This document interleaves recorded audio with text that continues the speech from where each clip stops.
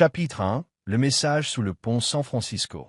Le soleil couchant descendait tel un rideau chatoyant, mêlé de nuances de rouge, d'orange et de jaune pâle, enveloppant le légendaire Golden Gate Bridge. Emily Harper se tenait silencieusement sur Fisherman's Wharf, ses escarpins gris pâle effleurant le plancher de bois lustré qui portait encore l'odeur du sel marin et la brume en provenance de la baie voisine. Le vent passait, glacial, charriant au loin le son d'une corne de navire et le rythme régulier des vagues cognant contre les pilotis usés. Elle resserra son fin manteau de laine vert clair autour d'elle, ses yeux bleus profonds rivés sur le pont au loin, cette bande d'acier rouge vif se détachant sur le ciel assombri. Des voitures défilaient sur le pont, telle une file de minuscules traits de lumière scintillant dans le crépuscule, évoquant à la fois familiarité et distance. Ce fut en ce même lieu que, jadis, elle et Jack Sullivan étaient venus, main dans la main, rêvant d'un avenir certes modeste, mais complet. À présent, il n'en restait que des bribes de souvenirs, et elle se demandait si elle avait jamais réellement compris cet homme. Un frémissement dans la poche de son manteau la tira de sa rêverie. Son téléphone vibrait, un léger grondement presque agressif qui brisait la tranquillité de l'instant. Emily fronça les sourcils, extirpant lentement son iPhone, comme si elle redoutait qu'on lui arrache cet instant de paix si rare. L'écran s'illumina dans la pénombre, dévoilant un message émanant d'un numéro inconnu. Demande à Jack Sullivan où sont passés les 20 millions de dollars qu'il a détournés. Il n'est pas aussi net que tu le crois. Son cœur s'emballa, comme si une main invisible le comprimait. Elle relut chaque mot, ses doigts tremblants glissant sur l'écran, cherchant à s'assurer qu'il ne s'agissait pas d'une illusion, d'un tour joué par la lumière du couchant. 20 millions de dollars, détournement, Jack. Ces mots tourbillonnaient dans son esprit comme un ouragan furieux, faisant remonter à la surface des souvenirs qu'elle avait tenté d'enfouir toute l'année écoulée. Sa respiration s'accéléra, et elle dut s'agripper à la rambarde de bois glacé pour se stabiliser. La brise marine s'intensifia, apportant une morsure encore plus aiguisée, mais Emily ne la sentait plus. Elle ne percevait qu'un froid plus profond, logé en son centre, comme un avertissement qu'elle ne pouvait ignorer. Les yeux clos, elle s'efforça de respirer calmement, mais l'image de Jack Sullivan revint, vivace, tel un fantôme refusant de s'évanouir. Elle se revit 6 ans plus tôt, à un salon de start-up dans la Silicon Valley. Jack n'était alors qu'un jeune homme fluet de 28 ans, aux cheveux noirs en bataille, vêtu d'une chemise à carreaux râpés et de baskets décolorées dont il se vantait depuis l'époque où il dormait sous des ponts.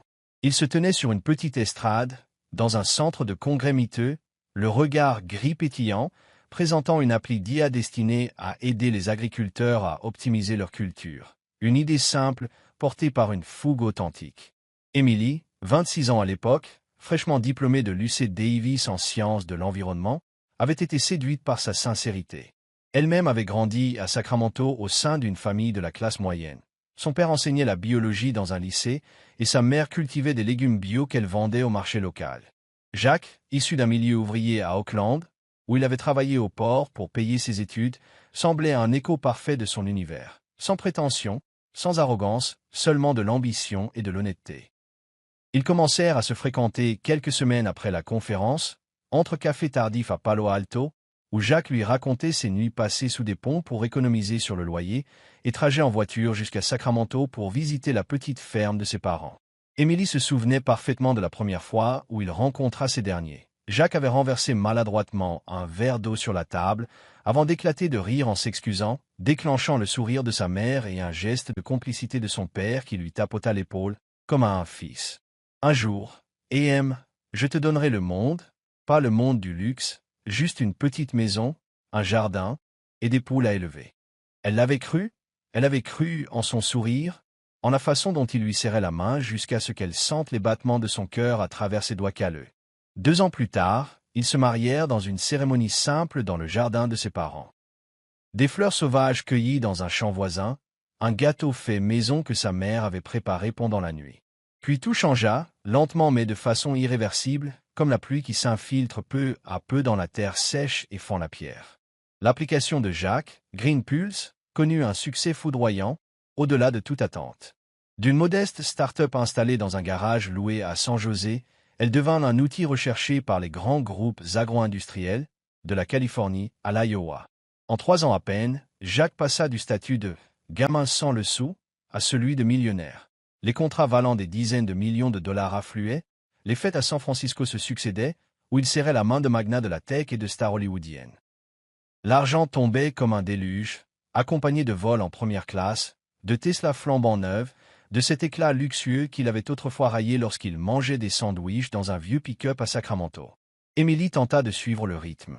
Elle quitta Sacramento pour emménager avec Jacques dans un luxueux penthouse du quartier de Soma, abandonnant son poste de chercheuse en environnement dans une petite ONG afin de l'aider à soigner l'image de sa société. Elle apprit à porter des robes de soirée plutôt que des chemises de flanelle, apprit à sourire devant les caméras au lieu de s'en cacher.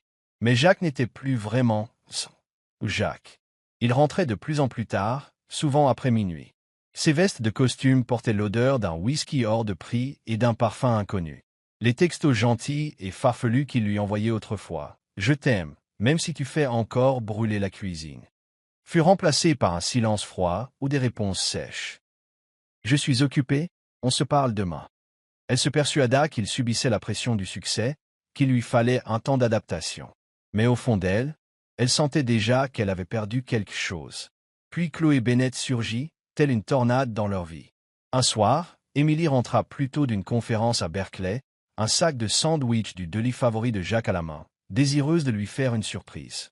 Dès qu'elle ouvrit la porte du penthouse, elle découvrit Chloé, une star de télé-réalité à la chevelure blonde scintillante, aux lèvres rouges rubis et au sourire hautain, installée sur leur canapé blanc en cuir, ses talons rouges posés sur la table basse comme si elle était chez elle. Jacques, debout non loin, un verre de whisky en main, pâlit en voyant Emily. « C'est juste du business, balbutia-t-il, la voix tremblante. Chloé vote promouvoir Greenpulse.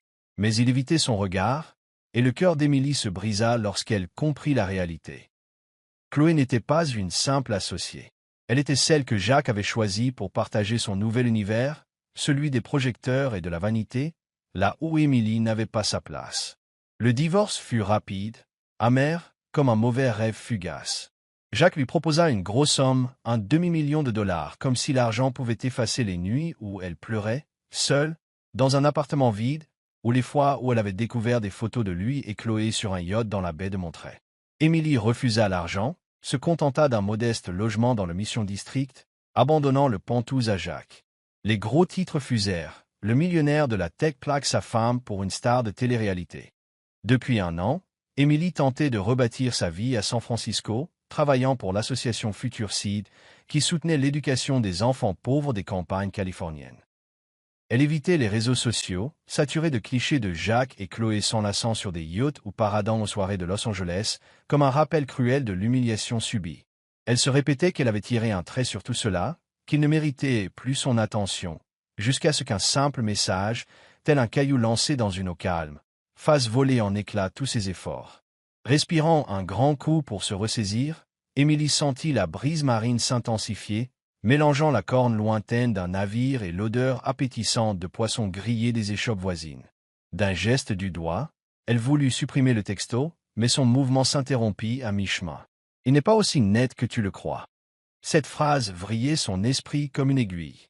Jacques pouvait être un homme infidèle, un piètre mari, mais détourner 20 millions de dollars, cela dépassait tout ce qu'elle aurait pu imaginer. Ou alors ne l'avait-elle jamais réellement connu? Elle repensa aux dernières semaines de leur mariage, lorsqu'ils passaient des appels en pleine nuit sur le balcon, le visage crispé à la lueur des néons de la ville. Elle mettait ça sur le compte du stress. Greenpulse se développait trop vite, il devait négocier avec de gros investisseurs.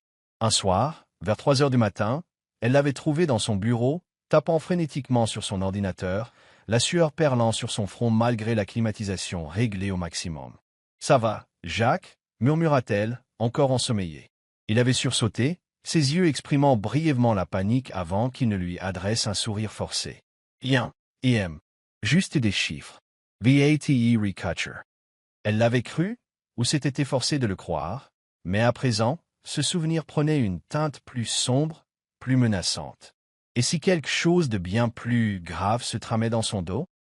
Peut-être avait-elle involontairement participé à cette mascarade, le soutenant en conférence de presse pour vanter son image d'entrepreneur philanthrope. Un nouveau vibreur interrompit le flux confus de ses pensées. Cette fois, c'était un message de Daniel Brooks. « Emily, je passe te prendre à 6 heures pour aller à Golden Crest. D'accord? J'ai hâte de te voir à la soirée caritative. Daniel, PDG de Brox Energy, quadragénaire au temps poivre et sel, aux yeux bruns chaleureux et à l'allure raffinée, collaborait avec elle sur un projet d'installation de panneaux solaires pour des écoles rurales, au Nevada et en Californie.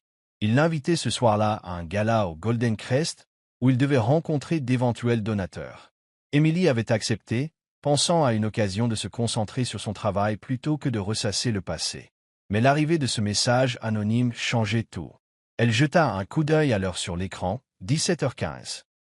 Il lui restait 45 minutes pour décider. Aller au Golden Crest, où elle risquait de croiser Jacques, souvent présent à ce genre d'événement, s'affichant aux côtés de Chloé pour étaler sa réussite, et lui demander des comptes, ou rester là, effacer ce message et faire comme si de rien n'était. Mais elle se rendit compte qu'elle ne pouvait plus se cacher éternellement. Si Jacques était vraiment impliqué dans une affaire de détournement, s'il avait trompé non seulement elle, mais le monde entier, elle devait connaître la vérité, ne serait-ce que pour refermer enfin ce chapitre douloureux et avancer sans plus aucun fantôme derrière elle. Glissant son téléphone dans sa poche, elle se dirigea vers le parking situé à quelques centaines de mètres du quai. Le bruit du ressac s'accordait au battement de son cœur, de plus en plus rapide. Lorsqu'elle s'installa au volant de sa Prius argentée, l'odeur du vieux cuir mêlée à celle du sel marin imprégnait l'habitacle à travers la vitre légèrement baissée. Elle mit le contact, le ronronnement discret du moteur résonnant dans l'espace confiné. Une question, comme un serment intérieur, la hantait encore et encore. « Jacques, qu'est-ce que tu me caches ?» Le regard plus déterminé que jamais, elle appuya sur l'accélérateur. La voiture s'éloigna du quai en direction du Golden Crest, convaincue que quoi qu'il advienne ce soir, elle ne se contenterait plus de subir. Pas cette fois. Chers membres bien-aimés de Soul Stories, nous avons récemment remarqué plusieurs commentaires de la famille Soul Stories s'interrogeant sur l'existence d'autres chaînes, signalant qu'on trouvait des contenus similaires ailleurs avec un style de narration proche du nôtre. Nous tenons à clarifier les choses. Pour l'instant, nous n'avons officiellement que 2 chaînes. Soul Stories est notre nouvelle chaîne Soul and Love Stories, dédiée aux récits romantiques, touchants et drôles, lien épinglé en commentaire. En dehors de ces 2 chaînes, nous n'en gérons aucune autre. Nous vous remercions du fond du cœur pour votre fidélité, votre confiance et votre soutien envers Soul Stories et Soul and Love Stories. Avec toute notre gratitude, l'équipe Soul Stories chapitre 2. La nuit fatidique au Golden Crest San Francisco, 18h45. Les lumières de la ville scintillaient en écho sur la baie, créant un tableau miroitant sous un ciel devenu violet profond. Les gratte-ciels du centre-ville brillaient comme autant d'étoiles tombées du ciel, se mêlant à la lueur orangée du Golden Gate Bridge, dans un décor à la fois mystique et vibrant. Emily Harper descendit de la Tesla grise de Daniel Brox, ses escarpins gris pâle résonnant légèrement sur le granit à l'entrée du Golden Crest, le restaurant le plus luxueux de la ville, repère de l'élite venue pour voir et être vue. L'édifice, aux parois de verre du sol au plafond, offrait une vue grandiose sur le pont iconique, désormais resplendissant sous des projecteurs, tel un ruban doré reliant les 2 rives de la baie. À l'intérieur, d'énormes lustres en cristal pendaient du haut plafond, projetant des éclats de lumière pareils à des milliers de diamants en chute, tandis qu'une musique de jazz feutré s'échappait d'un coin dissimulé, où un saxophoniste jouait derrière un rideau de velours rouge. Emily ajusta sa robe de soirée vert émeraude, élégante dans sa simplicité, qui épousait sa silhouette élancée telle une vague gracieuse. Le tissu soyeux lui effleurait la peau, frais dans l'air climatisé du restaurant, sans pouvoir apaiser le tourbillon d'inquiétude qui la tenaillait. Elle prit une longue inspiration, tentant de chasser de son esprit le message anonyme qui la hantait depuis l'après-midi. Demande à Jacques Sullivan où sont passés les 20 millions qu'il a détournés. Il n'est pas aussi net que tu le crois. Ces mots luisaient comme de minuscules lames s'enfonçant en elle, ravivant les plaies qu'elle croyait refermées. Debout à ses côtés dans un costume gris sombre parfaitement ajusté, Daniel Brox lui sourit avec douceur. De légères pattes doigts encadraient ses yeux bruns, marqués par l'expérience. « Ça va, Emily ?» demanda-t-il, sa voix grave et chaleureuse, un timbre qui vous apaisait presque aussitôt. Son regard, sincèrement soucieux, reflétait une réelle empathie. Plus grand qu'elle d'une tête, ses cheveux poivres et celles coiffées soigneusement, Daniel présentait l'allure assurée d'un quadragénaire qui avait bâti de ses mains un empire dans les énergies renouvelables. « Je vais bien, Daniel, répondit-elle en forçant un sourire pour masquer la crispation qui nouait son estomac. Merci d'être venu me chercher. J'avoue être un peu nerveuse à l'idée de toute cette foule ce soir. Ce n'était que partiellement vrai. En vérité, l'angoisse venait surtout du secret que Jacques pouvait dissimuler et du texto étrange qu'elle avait reçu. Mais elle préféra taire cet épisode pour l'instant. Daniel acquiesça, posant légèrement la main sur son épaule en un geste rassurant, sa chaleur traversant l'étoffe fine de la robe. « Tu vas assurer ?» dit-il, d'un ton ferme. « Les donateurs ici respectent énormément notre projet d'énergie solaire, et moi aussi. Tu as un grand cœur, Émilie. » Ces mots la firent rosir légèrement, tandis qu'une lueur de réconfort filtrait au milieu des émotions tumultueuses. Elle détourna promptement le visage, se concentrant sur l'intérieur étincelant du Golden Crest pour dissimuler ce bref trouble. Dans la salle principale, une foule élégante s'était massée.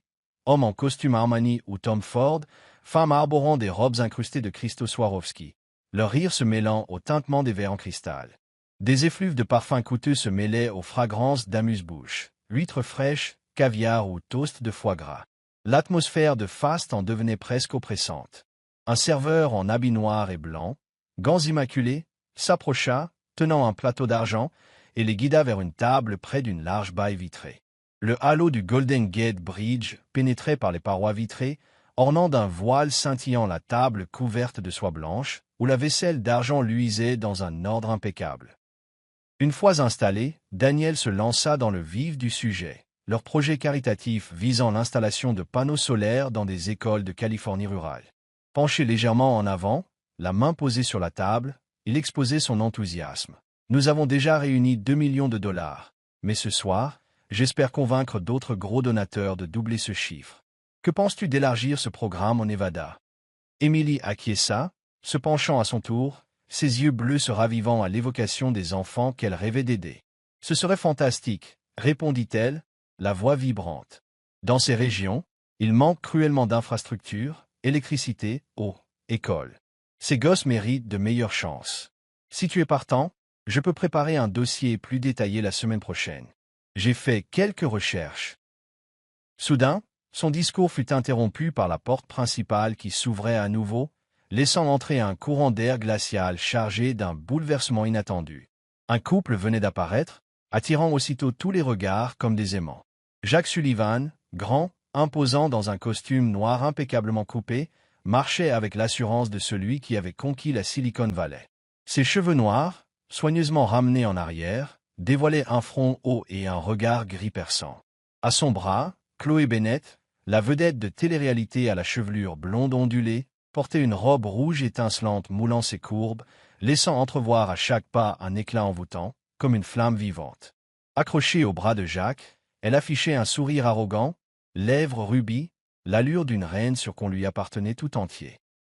Le maître d'hôtel, costume noir et nœud papillon impeccable, se précipita pour les accueillir, s'inclinant avec une obséquiosité exagérée, avant de les diriger vers une table VIP au bord de la baie vitrée, à quelques mètres à peine de celle d'Émilie et Daniel. Le cœur d'Émilie se serra, sa respiration se bloquant un instant, comme si on l'avait saisie à la gorge. Jack! Elle n'aurait jamais imaginé le croiser ici, même si une partie d'elle l'avait pressenti.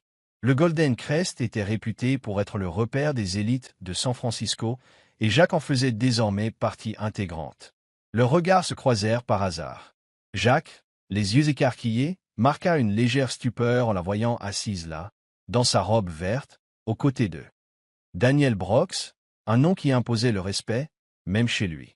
Une jalousie mêlée de malaise brilla dans ses yeux, un élan qu'il réprima aussitôt en reportant son attention sur Chloé, un sourire crispé aux lèvres, lui murmurant quelque chose qu'Émilie n'entendit pas à cause de la musique jazz.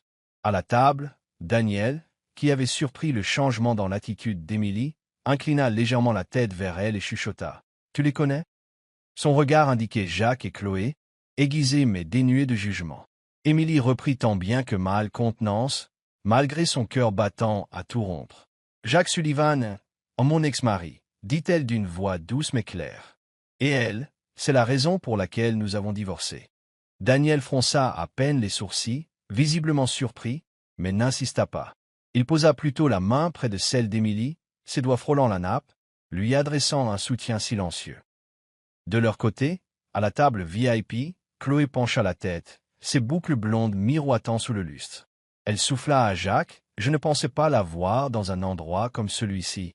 Je croyais que mademoiselle Harper ne s'intéressait qu'aux petites œuvres de charité. » Sa voix, douce en apparence, ployait telle une pique moqueuse. Jacques, un rictus crispé aux lèvres, répondit tout bas, la mâchoire contractée. « Elle a été ma femme, Chloé. Elle est parfaitement légitime ici. » Mais ses yeux ne lâchaient pas Émilie, et sa main se crispait autour du verre de vin, ses jointures blanchissant sous la pression. Il s'assit, le dos raide, comme un arc bandé, conscient de la proximité de son ex-femme à seulement quelques mètres, telle une menace imprévue. La tension monta d'un cran lorsque le téléphone de Jacques sonna en pleine réception, tranchant l'ambiance feutrée du jazz. Il scruta l'écran, fronçant les sourcils avant de se lever et d'adresser un signe sec à Chloé. Il s'éloigna vers un coin sombre, près de la grande baille vitrée, là où la lumière dorée du pont ne parvenait pas tout à fait. Depuis sa table, Émilie l'aperçut marmonner d'un ton pressant dans le combiné. « Je t'ai dit que je gérerais cet argent. Ne m'appelle plus. » Il parlait bas, presque en grondant, mais suffisamment fort pour que Chloé, assise non loin, l'entende. Son regard se durcit, ses lèvres rouges s'étirant en un mince sourire indéchiffrable, avant qu'elle ne se détourne, faisant mine de siroter sa coupe de champagne, comme si de rien n'était. Émilie, elle, n'avait capté que quelques fragments, mais cela suffit à faire accélérer son pouls, comme un marteau cognant dans sa poitrine. Cet argent. Les mots de Jacques s'entrechoquaient à ceux du message anonyme. 20 millions. Serait-ce ce à quoi il faisait allusion? Et si c'était là le secret que quelqu'un cherchait à lui révéler? Elle tenta de se reconcentrer sur la discussion avec Daniel à propos de leur œuvre caritative, mais elle ne pouvait s'empêcher d'épier Jacques du coin de l'œil. Il revint à la table VIP, le visage fermé, la bouche pincée, tandis que Chloé lui murmurait quelque chose en posant sa main manucurée de rouge sur son bras. Jacques hocha la tête, le regard toujours rivé sur Émilie, comme si elle était un mystère à élucider. Soudain, comme une bourrasque d'air vicié, Jacques se leva, entraînant Chloé avec lui vers la table d'Émilie. Une tension électrique emplissait l'air, l'instant d'explosion se rapprochait. Ils s'arrêtèrent face à elle. Jacques affichait un sourire forcé, ses yeux gris brillants d'une émotion indéfinissable. « Je ne m'attendais pas à te voir ici, Émilie. Permets-moi de te présenter Chloé Bennett. » Chloé inclina la tête, ses cheveux dorés scintillants comme un halo trompeur, sa voix douce mais teintée d'ironie. « Enchantée, mademoiselle Harper. Je ne pensais pas vous trouver dans un endroit aussi chic. Je croyais que vous ne juriez que par la charité. » Ces paroles, à la fois doucereuses et acérées, heurtaient la fierté d'Émilie comme une flèche à la pointe de velours. Émilie serra les mains sous la table, ses ongles s'enfonçant dans ses paumes. Mais elle conserva son sang-froid, offrant un sourire glacial. « Je suis là pour le travail, Chloé, pas pour fanfaronner comme certains. » Cette réplique cinglante fit tiquer Chloé, dont les yeux verts s'assombrirent d'agacement. Jacques, mal à l'aise, fronça les sourcils et voulut parler. Mais Daniel, perceptif, intervint de sa voix calme. « Pourquoi ne pas vous joindre à nous un moment? L'occasion est rare, après tout. » Il fit signe au serveur d'apporter 2 chaises supplémentaires, tout en échangeant un regard de défi silencieux avec Jacques, un code que seuls les 2 hommes comprenaient. Jacques marqua un temps d'hésitation, voulut reculer, mais Chloé s'empressa de s'asseoir, l'attirant à elle d'une main possessive. À présent, ils se trouvaient tous les 4 autour de la petite table ronde, l'air chargé d'électricité, comme un fil prêt à rompre. Les tintements de couverts aux tables voisines résonnaient tel le compte à rebours d'une bombe. Chloé, la première, parla d'une voix suave mais venimeuse. « Dites-moi, mademoiselle Harper, la charité, ça paye si bien que ça?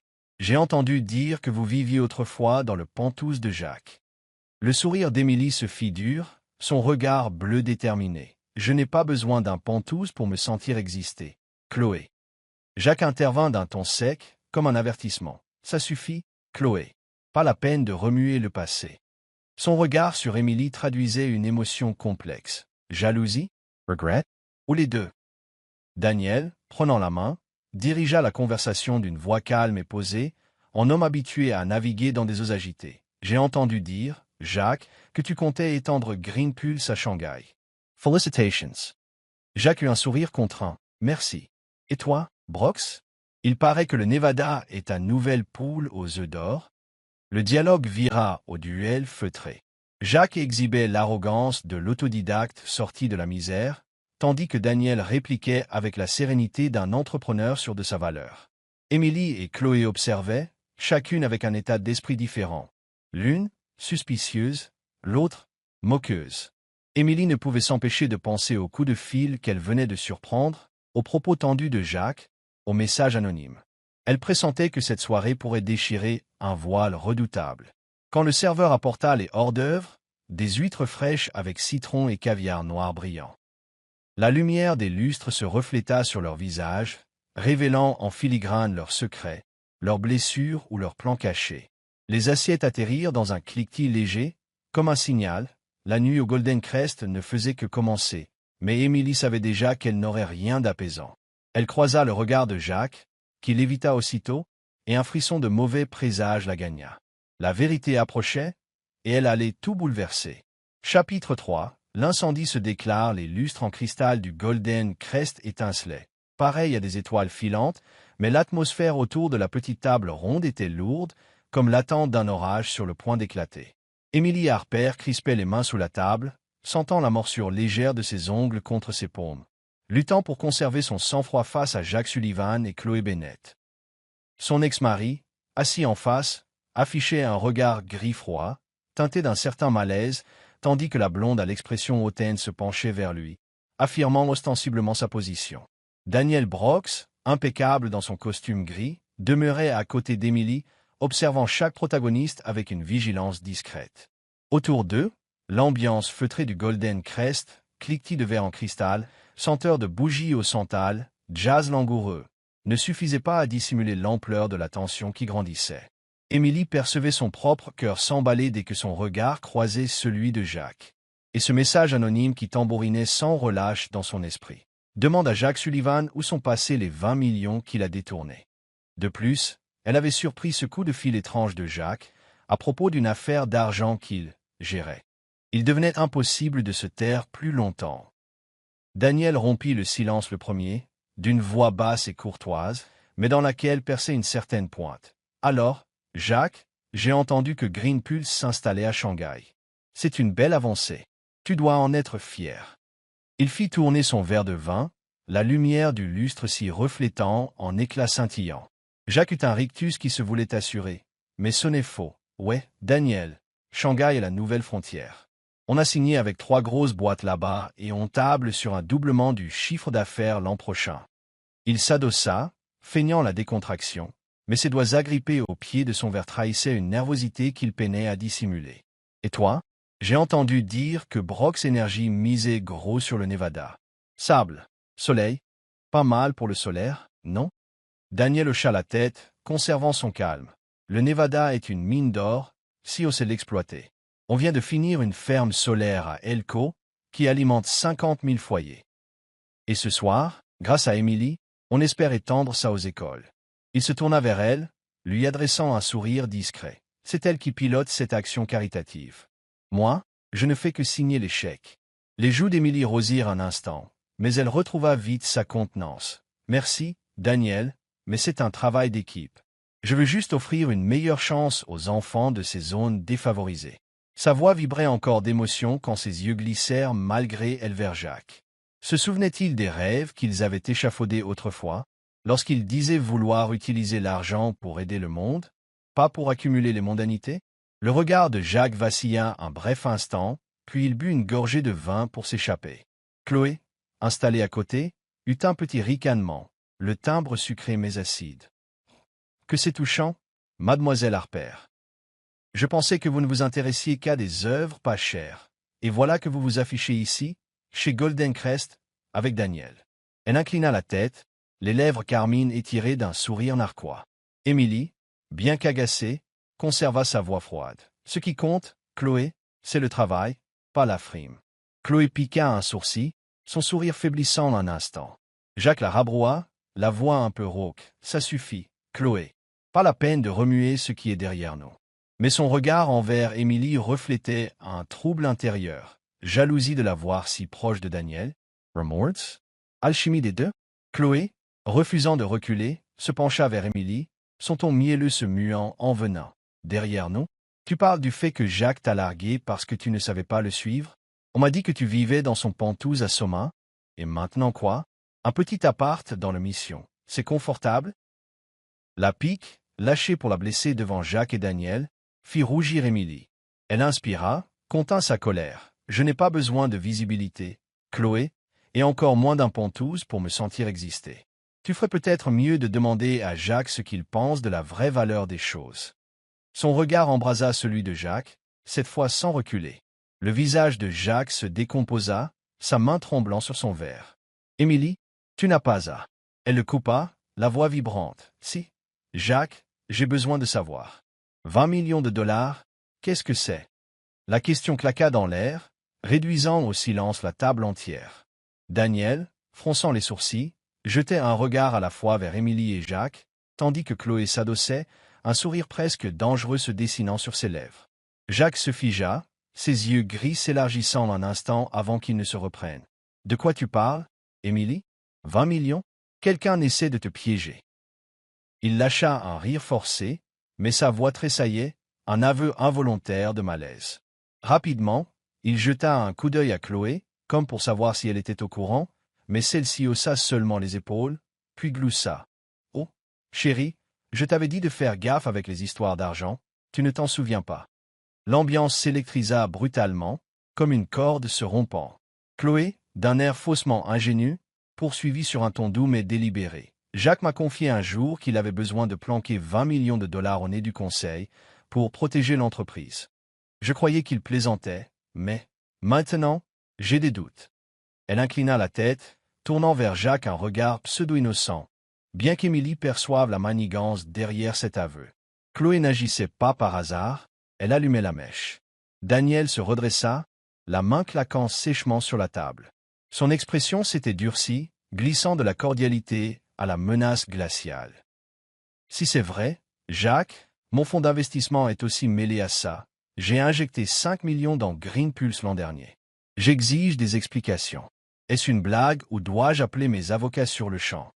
Son regard étincelait, plus du tout le même homme serein qu'Émilie connaissait. Le rouge monta aux joues de Jacques, ses traits se crispant. Dans un élan de colère, il envoya son verre de vin s'écraser au sol. Le bruit du cristal brisé retentit dans la salle, attirant l'attention des convives alentour. « Tu oses me menacer, Brox ?» rugit-il en se levant, les poings serrés. « Pour qui te prends-tu? J'ai bâti Green Pulse à partir de rien, je n'ai de compte à rendre à personne. » Émilie bondit, les larmes aux yeux, mais un feu ardent brûlant en elle. « Ça suffit, Jacques. Je me fiche de ce que tu penses de moi, mais si tu es impliqué dans un détournement, je ne me tairai pas. Tu nous dois des explications. » Elle désigna Daniel, puis plongea un regard sans peur dans celui de Jacques. Jacques, fou de rage, se rua vers elle, tentant de lui attraper le bras. Mais Daniel, rapide, s'interposa, le repoussant. « Du calme, Sullivan, gronda-t-il, la main agrippant l'épaule de Jacques. Elle a raison. Si tu refuses de nous éclairer, je mènerai ma propre enquête, et ça ne te plaira pas. » Jacques se dégagea, respirant bruyamment, mais avant qu'il ne puisse répondre, des flashs surgirent de l'extérieur, derrière la vitre. Les paparazzis avaient capté l'incident, braquant leurs objectifs pour immortaliser la scène. Le maître d'hôtel se précipita, paniqué. « Mesdames, messieurs, veuillez me suivre dans un salon privé. Nous ne voulons pas de scandale sous l'œil de la presse. » En un éclair, on les conduisit dans un couloir étroit, éclairé par des appliques tamisées. Jacques marchait derrière, les mains encore tremblantes, tandis que Chloé laissait échapper un rire cristallin, comme si elle savourait son triomphe. Une fois la porte du salon refermée, la rumeur de la salle principale fut soudain étouffée, les laissant dans un silence suffocant. Émilie s'appuya contre le mur, toujours en larmes, mais ces larmes n'étaient pas de tristesse. Elles étaient de colère, de révélation imminente. Jacques, lui, la regardait avec des yeux rougis, restant silencieux. Daniel sortit son téléphone, pianota à toute vitesse, et Chloé, installée sur un fauteuil de velours, croisait ses longues jambes, un sourire inaltérable plaqué aux lèvres. Le feu venait de prendre au Golden Crest, et il ne faisait que commencer à se propager. Chapitre 4. La vérité éclate. Le salon privé du Golden Crest était une pièce étroite, séparée du faste de la salle principale par d'épais murs de bois sombre et d'épais rideaux de velours rouge. Une lueur tamisée, émises par des appliques en verre en forme de lotus, effleuraient le parquet verni et les fauteuils de cuir luxueux. Mais l'atmosphère ne respirait rien du raffinement habituel du restaurant, elle était lourde, étouffante, chargée par la violence des mots échangés quelques minutes plus tôt. La porte close isolait les protagonistes de l'agitation extérieure, ne laissant place qu'à un silence pesant, rythmé par la respiration hachée de Jack Sullivan et le tapotement nerveux des talons aiguilles de Chloé Bennett sur le sol. Emily Harper, appuyée contre le mur, se tenait les épaules, tremblante, les larmes aux joues, mais le regard enflammé par une détermination nouvelle. Elle venait de hurler sur Jack, exigeant une explication au sujet de ces 20 millions de dollars prétendument détournés, et elle se sentait sur le point de voir tout son univers s'effondrer une seconde fois. Jack, à quelques pas, demeurait figé, les yeux gris cerclés de rouge, les mains secouées de tremblement comme s'il cherchait un point d'ancrage. Daniel Brooks, grand et droit dans son costume gris, s'était interposé entre eux, tapotant frénétiquement sur son téléphone, le visage fermé, tandis que ses yeux bruns exprimaient une froide menace. Et Chloé, toujours assise, arborait un rictus insolent sur ses lèvres cramoisies, savourant visiblement l'explosion qu'elle avait déclenchée. Jack éleva alors la voix, brisant le silence. « Qu'est-ce que tu viens de dire, Chloé » hurla-t-il, le timbre brisé, les poings serrés. Il s'avança vers elle, le visage empourpré par un mélange de rage et de panique. Les révélations de Chloé sur ces 20 millions de dollars cachés au conseil étaient encore suspendues dans l'air, le dépouillant de son ultime défense. « Redeslow, tu plaisantes, n'est-ce pas » Chloé inclina la tête, sa chevelure dorée scintillant sous la lumière, et son sourire s'élargit, devenant dangereusement carnassier. Elle se leva, ses talons rouges résonnant dans un cliquetis, sec tandis qu'elle s'approchait de Jack sans la moindre crainte. « Je ne plaisante pas, chérie, lâcha-t-elle d'une voix douce mais glacée. J'ai vendu l'info à un producteur télé. Ils m'ont payé 500 000 dollars pour révéler ton scandale, Jack. J'en ai marre de rester dans ton ombre. » Un instant de stupeur figea la pièce. Jack demeura bouche bée, les yeux écarquillés. Emily sentit son cœur se serrer, non pas par compassion pour lui, mais devant le cynisme éhonté de Chloé, ce double coup de poignard qui les avait frappés tous les deux, elle naguère, lui maintenant. Daniel cessa de taper sur son portable. Il leva un regard lourd de menace vers Chloé. « Qu'est-ce que vous venez de dire » demanda-t-il, la voix tranchante comme une lame. Chloé se tourna vers lui, haussant les épaules. « J'ai dit que je l'ai vendu. Jack me prenait pour une jolie plante décorative, mais j'avais mes propres plans. Un producteur voulait monter une émission sur la chute d'un millionnaire, alors j'ai livré le scénario. 500 000 billets et un nouveau contrat télé. J'ai choisi mon futur. » Elle émit un rire froid, fixant Jack comme s'il était un animal blessé. « Tu vois, Jack, ta course est finie. » Fou de rage, Jack se rua sur elle en un éclair, agrippant le col de sa robe rouge et l'attirant contre lui. « Qu'est-ce que t'as fait » beugla-t-il, la voix brisée, le visage déformé par la fureur et le désespoir. « Tu m'as balancé à ces vautours? Tu crois que je vais te laisser filer » Il la secouait, tandis que Chloé tentait de se dégager.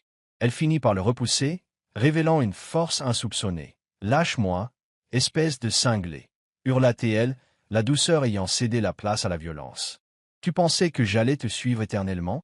Tu es un raté, Jack. Je restais uniquement pour l'argent, et maintenant j'ai trouvé un moyen d'en gagner sans être ta potiche. » Et elle s'écarta, ajustant sa robe, le regard chargé de mépris. Daniel intervint, le regard sombre. « Ça suffit. » Il sortit son téléphone, composant un numéro avec une précision glaciale, sans quitter Jack des yeux. « J'appelle l'équipe juridique de Brooks Energy. Si ce qu'affirme Chloé est vrai, tu n'as pas seulement détourné des fonds, tu as utilisé mon investissement. Je veux une enquête immédiate. » Le ton sonna comme un glas dans la pièce close. Emily, n'y tenant plus, éclata. « Jack, tu as tout gâché. Ta boîte, moi, toi-même. » Elle s'avança vers lui, le poing fermé, le regard en feu. « Je t'ai fait confiance, je t'aimais, et qu'est-ce que tu m'as rendu? Un scandale? Une traîtresse comme elle ?» dit-elle, pointant Chloé du doigt. « Réponds-moi, Jack, est-ce vrai? As-tu vraiment pris ces 20 millions ?» Jack recula, levant les mains comme pour se protéger, le visage blafard, le regard affolé. Il bredouilla. « Emily, je n'ai pas. » Mais il s'emmêla les pieds dans un fauteuil et s'écroula. Se relevant tant bien que mal, il se précipita vers la porte, hurlant « Je dois fuir d'ici ». D'un geste brusque, il enfonça l'huisserie, mais Daniel, plus prompt, lui barra le passage, lui saisissant le poignet tel une pince. « Tu ne sortiras pas, Sullivan » feula-t-il, le dominant de sa carrure. « Si tu es innocent, explique-toi. Sinon, je t'enverrai en justice. » Jacques se débattit et parvint à frapper Daniel à la poitrine, sans succès, trop robuste pour reculer. « Laisse-moi » vociféra-t-il, la voix tremblante d'angoisse. Le téléphone de Daniel sonna, interrompant l'affrontement. Il relâcha Jacques pour consulter l'écran, et son visage se durcit. « Brox, j'écoute » dit-il à voix basse. Au bout du fil, on entendit une voix d'homme, ferme et nette. « Daniel, ici l'agent spécial Carter, du FBI. On vient de recevoir un signalement pour un détournement de fonds chez Greenpulse. 20 millions de dollars, comme vous le suspectiez. Nous arrivons au Golden Crest. Sullivan est-il sur place ?» Daniel jeta un regard perçant à Jacques. « Oui, il est là. Je le retiens. » Jacques, entendant cela, se figea d'horreur. « Le FBI » murmura-t-il, les jambes flageolantes. Il chercha un appui, mais ne trouva que la table de bois à portée. Dans son mouvement paniqué, il la renversa, propulsant assiette et verre dans un fracas de porcelaine brisée. « Non, je ne les laisserai pas me coffrer » clama-t-il, tentant une dernière fois de s'évader.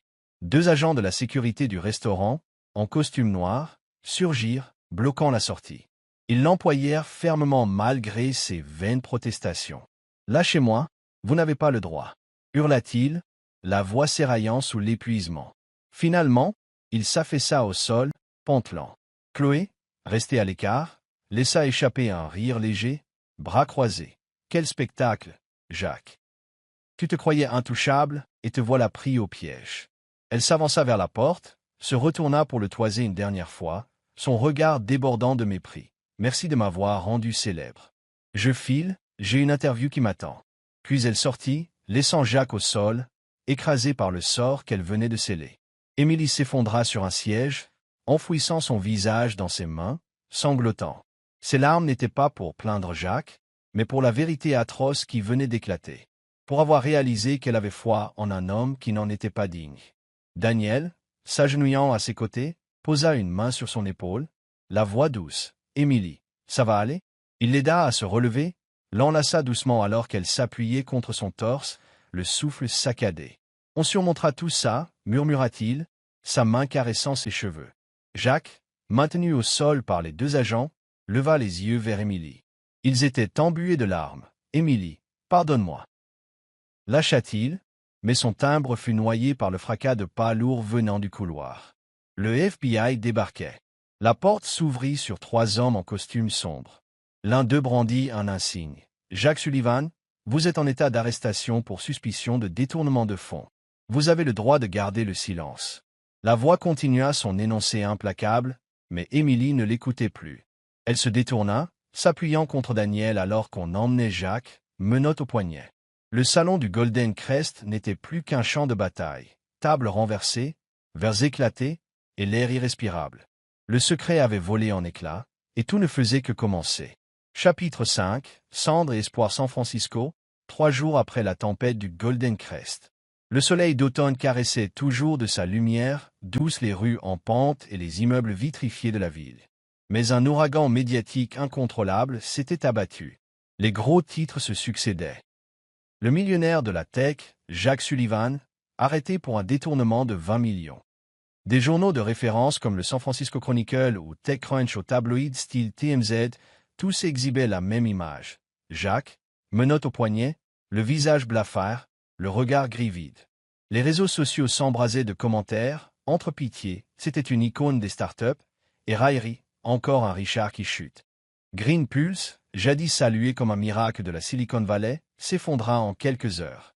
Son cours boursier sombra, les investisseurs s'évaporèrent, le FBI scella le siège à Soma. Les ruines d'une ambition pulvérisée. Jacques Sullivan croupissait dans une cellule provisoire du comté, recroquevillé contre les barreaux glacés, la lumière maigre venant d'une fenêtre délavée projetant une ombre cruelle sur un visage autrefois fier, désormais un masque décoloré. Son costume noir, jadis symbole de puissance, avait cédé la place à une combinaison orange usée.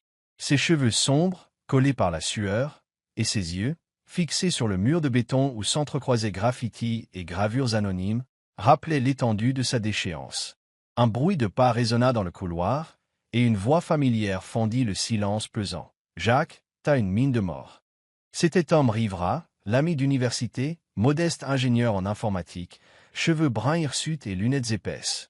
Il était le seul à se déplacer pour voir Jacques depuis son arrestation, bien qu'il lui eût maintes fois conseillé de se méfier de Chloé et de son attrait pour le luxe. « Je te l'avais dit, Jacques. Chloé était un piège, et toi, aveuglé par l'argent. Et maintenant ?» Jacques leva les yeux, cernés de rouge, la voix enrouée. « T'es venu pour me dire, je te l'avais bien dit. C'est bon, va-t'en. J'ai pas besoin de tes sermons. » Il lui tourna le dos, mais Tom ne bougea pas, s'asseyant plutôt sur la chaise en plastique du parloir, la voix plus grave. « Non, je suis là parce que t'es mon pote. Oui, tu as creusé ta propre tombe avec Chloé, le détournement, tout. Mais il te reste peut-être une chance de te relever si tu affrontes tes erreurs. » Jacques eut un rire amer, sans joie. « Une chance? Tu vois où je suis. Tom, la boîte est morte, Chloé m'a vendu à la presse, le FBI détruit tout ce que j'ai bâti. J'ai pris ces 20 millions pour éponger les pertes de Shanghai et y garder Chloé auprès de moi. J'avais peur de perdre ma réputation, peur qu'elle me quitte, et au final, j'ai tout perdu. Emily, Green Pulse, moi-même. » Il cacha son visage dans ses mains, des larmes brûlantes y roulant. C'était la première fois depuis des années qu'il se montrait vulnérable. Tom se pencha, le regard perçant derrière ses lunettes. 20 millions pour couvrir Shanghai. Mon Dieu, Jacques, t'étais en plein délire. Tu pensais que truquer les comptes sauverait Green Pulse? Et Chloé, tu croyais sincèrement qu'elle méritait autant de sacrifices? Il soupira. Tu t'es accroché aux mauvaises choses, Jacques. Mais tout n'est pas fini. Écris une lettre d'excuse à Emily. Même si tu ne la lui envoies pas, confronte-toi à tes torts. C'est un début. Jacques garda le silence, ses mains retombant. Il se revit lors des dernières semaines de son mariage, enfermé dans son bureau, parlant à voix basse des pressions de Shanghai, du besoin urgent de liquide. Il avait menti à Emily, prétendant qu'il s'agissait juste de réglages passagers, alors qu'en réalité, il s'épuisait à cacher des pertes abyssales sur le marché chinois. Et Chloé l'exigeait. Un condo à Los Angeles, des diamants, des vacances aux Maldives. Trophée clinquant d'un succès qu'il ne voulait pas lâcher. Alors il avait pompé dans le fonds d'investissement, pariant sur un rapide retour sur investissement. Mais tout s'était écroulé le jour où Chloé l'avait trahi. « Je vais y réfléchir », lâcha Jacques d'une voix faible. Tom hocha la tête, se levant. Il passa un bout de papier et un stylo entre les barreaux. « Fais-le, Jacques, pas pour moi, pour toi. » Puis il s'éloigna, laissant Jacques contempler la feuille vierge. Les mains tremblantes, ce dernier la saisit, des bribes de mots tourbillonnant déjà dans son esprit. « Emily, pardonne-moi. J'ai pris 20 millions pour sauver Green Pulse, te mentant, et je t'ai détruite. » À quelques kilomètres de là, dans le petit bureau de Future Seed, situé dans le Mission District, Emily Harper fixait l'écran de son ordinateur, ses yeux bleus troublés. Elle rédigeait un rapport sur le projet d'énergie solaire pour les écoles rurales, mais son esprit retournait sans cesse à la nuit funeste du Golden Crest, au verre brisé, à la trahison de Chloé et à Jacques menotté. Les médias la harcelaient. L'ex-femme du millionnaire déchu réagit. Mais elle refusait de se prêter au cirque, ne souhaitant pas alimenter les vautours. Daniel Brox frappa à la porte et entra, un gobelet de café à la main. Son sourire apaisa aussitôt la tension imprégnant Emily. Il n'avait plus l'air aussi tiré à 4 épingles que lors des galas, arborant une chemise blanche à manches retroussées, mais conservant ce charisme tranquille. « Je me suis dit que ça te ferait du bien », dit-il en posant le café sur son bureau, un sourire bienveillant effleurant son visage. « Alors, Emily, comment tu te sens? Ces derniers jours n'ont pas dû être faciles. » Emily enveloppa le gobelet entre ses mains froides. « Je ne sais pas, Daniel. Jacques a avoué avoir détourné 20 millions pour couvrir les pertes à Shanghai et garder Chloé. Je l'ai entendu de sa bouche quand le FBI est arrivé. Je ne le pensais pas capable d'aller aussi loin. » Elle but une gorgée, la voix tremblante. « Mais je refuse de me laisser abattre. Je veux avancer, me concentrer sur ce projet caritatif. » Daniel s'assit en face d'elle, ses yeux bruns emplis de compassion. « Tu es plus forte que tu ne le crois. Ce soir-là, au Golden Crest, quand tu as tenu tête à Jacques, je n'avais jamais vu quelqu'un d'aussi courageux. Il a peut-être tout détruit pour Shanghai et Chloé, mais il ne t'a pas détruite, toi. Et ce projet, il va réussir grâce à toi. Il se pencha légèrement, son timbre devenant plus doux. Je ne suis pas là uniquement pour le travail, Émilie. Si tu as besoin de quoi que ce soit, je serai là. Il y avait dans ces mots une sincérité qui toucha Émilie. Elle songea à quel point Daniel différait de Jacques. Ni mensonge, ni clinquant, simplement une présence solide. Merci, Daniel, murmura-t-elle avec un mince sourire. Une semaine plus tard, Émilie et Daniel se retrouvèrent sur Twin Peaks, dominant la ville scintillante. Un vent nocturne désordonné ébouriffait leurs cheveux. Elle resserra son manteau de laine, encore galvanisé par une rencontre fructueuse avec des donateurs, 3 millions de plus pour leur programme solaire. Daniel, main dans les poches, observait les tours au loin. « Tu as accompli quelque chose de formidable, Émilie, dit-il en pivotant vers elle. Mais, j'ai envie de te dire autre chose depuis un moment. Il marqua un temps, la voix légèrement plus grave. Je ne veux pas seulement travailler avec toi. Je veux être avec toi, pas juste comme partenaire, mais dans ta vie. Qu'en penses-tu? Émilie sentit son cœur s'emballer. Elle posa son regard sur lui, discernant dans ses yeux bruns une honnêteté si différente de celle de Jacques, qui masquait ses vides par l'argent et s'attachait Chloé par des cadeaux luxueux. Daniel, lui, bâtissait, ne détruisait pas. « Yeah !» commença-t-elle, avant de sourire timidement. « Oui, Daniel, ça me plairait. Mais avançons pas à pas, d'accord. » Il acquiesça, un large sourire illuminant son visage. Ils restèrent là, face à la vue sur San Francisco, un nouveau départ discret mais sincère. Plus tard, alors qu'ils quittaient ensemble une autre réunion au Golden Crest, Émilie fut assaillie par une horde de paparazzi. « Mademoiselle Harper, que pensez-vous de l'affaire Jacques Sullivan? Il aurait détourné 20 millions pour Shanghai et Chloé. » Émilie s'arrêta, prit une inspiration et déclara, la voix claire. « Je ne suis pas la victime de Jacques Sullivan. Je suis Émilie Harper, et je choisis mon propre avenir. » Elle tourna les talons, rejoignant la voiture de Daniel sous les flashs. Ces mots n'étaient pas seulement destinés à la presse, mais aussi à elle-même, une affirmation qu'elle n'était plus définie par le passé. Dans sa cellule, Jacques tenait le stylo que Tom lui avait laissé, écrivant les premières lignes sur un feuillet froissé. « Émilie, je suis désolé. J'ai pris ces 20 millions pour Shanghai, pour retenir Chloé, et j'ai tout détruit. Je ne te demande pas pardon, juste que tu sois heureuse. » Il cessa, ses larmes traçant des auréoles sur le papier, diluant l'encre. Plia la feuille, la glissa dans sa poche. Il ne l'enverrait peut-être pas, mais l'acte même lui apportait un premier pas vers la rédemption. Les cendres du passé demeuraient, mais une lueur d'espoir commençait à percer. Pour Jacques, pour Émilie, et pour un nouveau chapitre. Chapitre 6. Une nouvelle aube San Francisco, un mois après le scandale du Golden Crest. L'aurore inondait la baie d'une lumière dorée, évoquant la promesse d'un renouveau. Émilie Harper se tenait dans le grand hall du siège de Brox Energy, un immeuble de verre ultramoderne en plein quartier financier, où elle venait d'organiser une vente aux enchères caritatives au succès retentissant. De larges affiches montraient les écoles rurales équipées de panneaux solaires, et des applaudissements retentirent lorsque fut annoncé le montant total recueilli, 5 millions de dollars, suffisant pour étendre le projet au Nevada et au-delà. Vêtue d'une robe blanche simple, ses cheveux châtains clairs relevés en un chignon, Émilie rayonnait, ses yeux bleus exprimant fierté et émotion en voyant les donateurs se lever pour la féliciter. Daniel Brox se tenait à ses côtés, les mains dans les poches de son costume gris, un sourire chaleureux aux lèvres. « Tu as réussi, Émilie » murmura-t-il en s'approchant, alors que les invités se dispersaient autour du buffet. « Je n'ai jamais vu quelqu'un transformer ainsi sa douleur en force. Cette soirée est la tienne. » Émilie lui rendit un sourire. « Elle est à nous, Daniel. Sans toi, je n'y serais pas arrivé. » Il acquiesça, le regard empreint d'une douce détermination, comme une promesse silencieuse de rester près d'elle, ce soir et tous ceux à venir. À plusieurs centaines de kilomètres, sous le ciel terne de Sacramento, Jacques Sullivan franchissait les portes du centre de détention du comté, libéré sous caution après avoir accepté de coopérer avec le FBI, en livrant des preuves sur Shanghai afin d'alléger sa peine. La combinaison orange cédait la place à un jean délavé et un sweat gris que Tom Rivera lui avait apporté. Mais son visage demeurait émacié, ses yeux gris creusés par l'introspection. Il n'était plus ce millionnaire fanfaron de Green Pulse.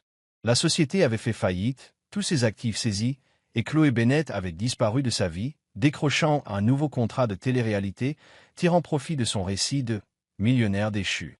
Tom l'attendait au volant d'un vieux pick-up, lui jetant les clés. « T'es libre, Jacques. Et maintenant ?» Jacques attrapa les clés, jetant un regard vers le Sacramento Community Center à quelques pâtés de maison. Petit bâtiment de briques écaillées, terrain de jeu en mauvais état. J'ai fait un don anonyme, ce qui restait dans mon compte perso, avant que tout ne soit saisi. Je veux faire quelque chose d'utile. Tom haussa un sourcil, sans moquerie. Bien. Et la lettre pour Émilie, tu l'as terminée? Jacques sortit une enveloppe froissée de sa poche. Je te la confie. Je ne m'attends pas à ce qu'elle me pardonne. Je veux juste qu'elle sache que je suis désolé. Tom la prit, avec un visage plus doux. Je le ferai. Mais toi, reconstruis-toi, Jacques. Ne reste pas prisonnier du passé. Jacques acquiesça, le regard suivant la camionnette de Tom qui s'éloignait, avant de se diriger vers le centre communautaire. Il s'y engagea, un pinceau à la main, décidé à repeindre un mur. Un geste insignifiant, mais qui, pour lui, marquait le début d'une forme de rédemption. À San Francisco, Émilie se tenait près de la baie, du côté du Pier 39, les cheveux ballottés par la brise marine. Elle venait de recevoir l'enveloppe de la main de Daniel, qu'il avait obtenue auprès de Tom durant un bref déplacement professionnel. Fine et légère, elle ne contenait qu'un mot écrit d'une main tremblante, la calligraphie mal assurée de Jacques. « Émilie, pardonne-moi. J'ai pris ces 20 millions pour sauver Green Pulse à Shanghai et garder Chloé, mais j'ai tout détruit.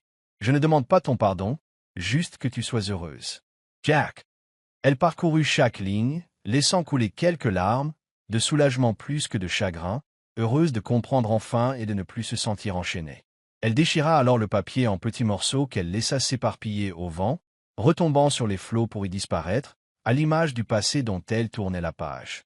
Elle contempla le soleil se lever, dardant ses rayons dorés sur le Golden Gate. Pour la première fois depuis longtemps, elle se sentait libre, pleinement libre. Daniel apparut derrière elle, posant doucement une main sur son épaule. « Tout va bien ?» murmura-t-il d'un ton chaleureux. Elle se tourna, lui sourit, les yeux baignés d'une nouvelle confiance. « Oui, Daniel, mieux que bien.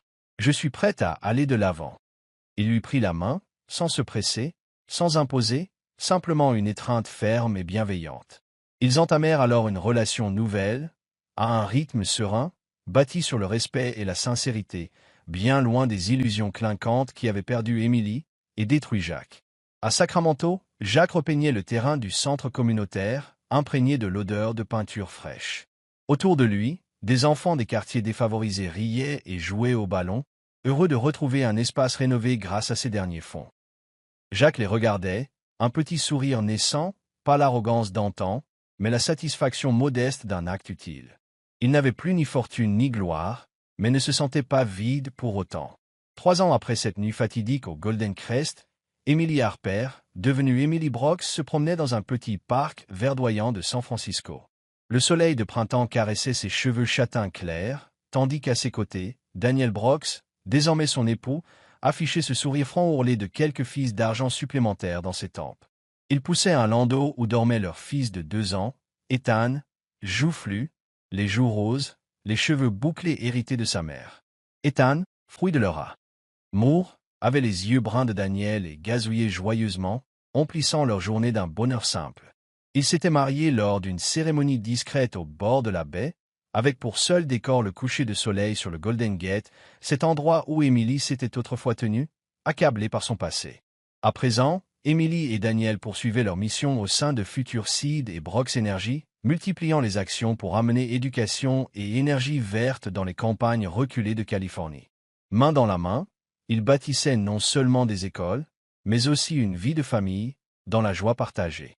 Chaque soir, ils se retrouvaient sur la véranda de leur maison dans le comté de Marin, écoutant le bruit lointain des vagues, racontant à Ethan des histoires d'entraide et d'espoir. Leur existence se déroulait comme une symphonie sereine, sans éclat tapageur, mais profonde et sincère, où chaque jour était un cadeau. Parfois, Jacques Sullivan les apercevait de loin, lors d'une soirée caritative en centre-ville, ou quand il se promenait, Ethan sur les épaules de Daniel. Il s'immobilisait derrière un arbre ou à un coin de rue, son regard gris devenu mélancolique, observant cette petite famille.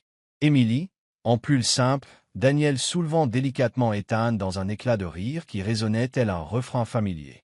Jacques songeait que ça aurait pu être son bonheur à lui. La maison, le jardin, la famille chaleureuse qu'il avait un jour promis à Émilie. Mais il avait tout gâché pour un faux luxe et des fautes irréparables. Alors il repartait, silhouette voûtée, disparaissant dans la pénombre, emportant un regret silencieux que rien ne pourrait effacer. Car l'amour et la véritable signification de la vie surpassent la richesse matérielle. Jacques, ayant tout sacrifié à l'ambition, se reconstruisait petit à petit à travers de petits gestes de rédemption. Émilie, ayant subi la trahison, s'était reconstruite auprès de Daniel, dans la sincérité plutôt que dans les paillettes.